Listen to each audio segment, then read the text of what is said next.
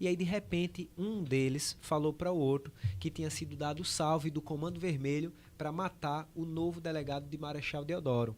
Estavam se referindo a mim, bem como o chefe de operações.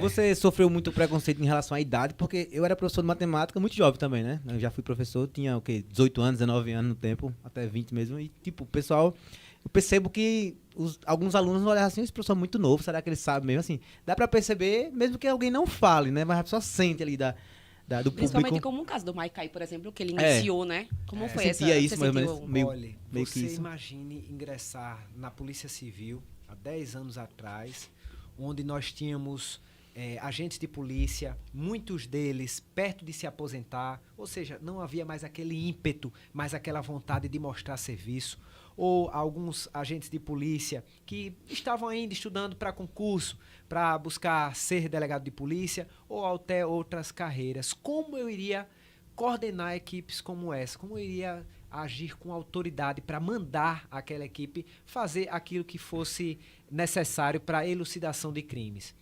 Eu busquei a única alternativa que me restava, que era o exemplo. Eu não podia simplesmente dizer faça. Se eu assim fizesse, eles não fariam. Eu tinha que fazer e mostrar que estava fazendo para que toda a equipe se contaminasse com aquele interesse e fizesse também. É por isso que algumas pessoas me questionam: delegado, por que você vai tanto para a rua? Delegado, por que você é o primeiro a dar a pesada na porta? Porque se assim eu não fizer, talvez a equipe não fosse. E eu preciso mostrar resultado. Eu queria mostrar resultado sempre na minha profissão. Então eu sempre fui atrás. Eu nunca fui o delegado de ficar atrás do birô. Eu sempre fui para a rua. Eu sempre procurei fazer mais do que o papel de delegado. Eu sempre procurei fazer blitz, ronda, abordagens pessoais. Então muitas das vezes as pessoas se surpreendiam, sim, mas positivamente. Nossa, um delegado tão jovem fazendo coisas que nem são de sua atribuição. Então era bacana de ver essa superação e essa mudança do olhar das pessoas com relação à minha pessoa. Não, e o que foi bem bacana é porque o Leonan sempre foi muito acessível, né? Muito acessível. Então a gente via ele no mercado, via ele na academia, via ele em qualquer canto que quisesse falar com o Leonan, era Agora, muito fácil localizá-lo. Teve até uma situação, em razão dessa acessibilidade, lá em Piranhas, teve um criminoso que eu cheguei a prendê-lo 5 vezes. Caramba. Inclusive, ele faltou de alguns crimes do mercado do meu pai. Foi? Do Batatinha, não sei se você se recorda, né? Muito conhecido esse caso. Esse dava trabalho, hein? Dava muito trabalho. Esse que eu tô falando é o vulgo Macumba. Olha o nome do camarada. O Macumba eu prendi 5 vezes. Caramba. Esse cara fez um passeio pelo Código Penal. Homicídio, latrocínio, roubo, furto. E aí o que é que aconteceu? Nossa, a justiça, né, acaba pondo em liberdade para que esses indivíduos respondam em liberdade os processos. E aí um belo dia eu estava no supermercado lá em Piranhas, fazendo tranquilamente a minha feira no horário de folga. E aí do nada uma voz atrás de mim: delegado Leonan. Aí eu gelei. Quando eu olho para trás, Macumba.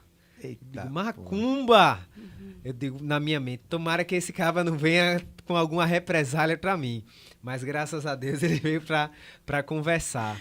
Mas era assim, realmente a gente quando está na cidade, a gente às vezes esquece da profissão, que é uma profissão realmente que a gente acaba se envolvendo, né? E alguns criminosos acabam pessoalizando, eles não aceitam que foram presos pelo crime que praticaram. Eles acham que estão sendo presos pela vontade do delegado. Então o delegado é o inimigo, né? Alguns pensam dessa forma. Então é por isso que nós temos que nos precaver. Mas eu sempre fui um cara que busquei a maior de todas as proteções, que é a proteção de Deus, né? Sim, e assim certeza. vivo até hoje.